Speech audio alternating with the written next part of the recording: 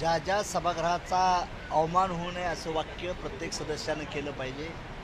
आपल्या महाराष्ट्राच्या विधान परिषदेची विधानसभेची एक गरिमा वेगळी आहे.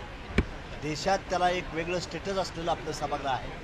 त्यामुळं आम्ही जबाबदार सदस्यांनी योग्य वर्तन केलं पाहिजे किंवा एखाद्या योग्य दृष्टीने चर्चा केली पाहिजे.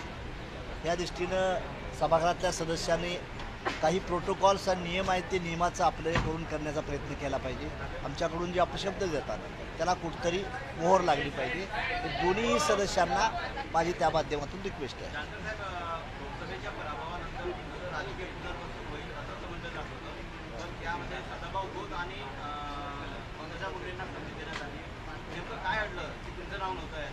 काही नाही, माझं काही तसं नव्हतं, म्हणणं नव्हतं. कारण 2 टर्म मी विधान परिषदेत घातलेले आहे.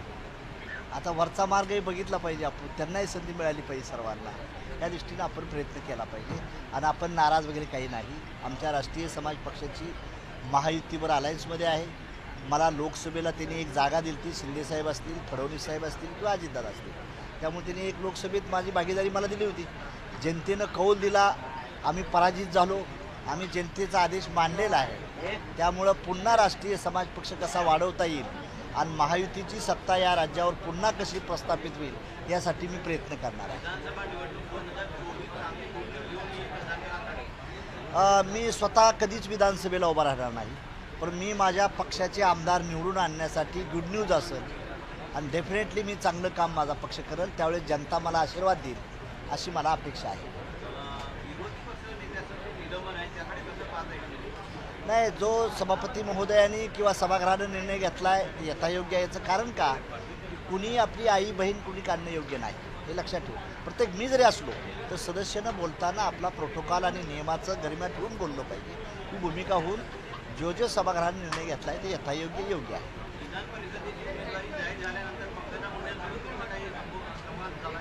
झालं ना, काल अर्ज भरताना होतो ना मी ती भेट झाली माझी ती बहीणच आहे ना. बहीण असल्यामुळं काय प्रॉब्लेम आहे. मन की बात काही नाही अजून. आता नंतर करू विषय. अर्ज तरी काल भरला आहे तिने.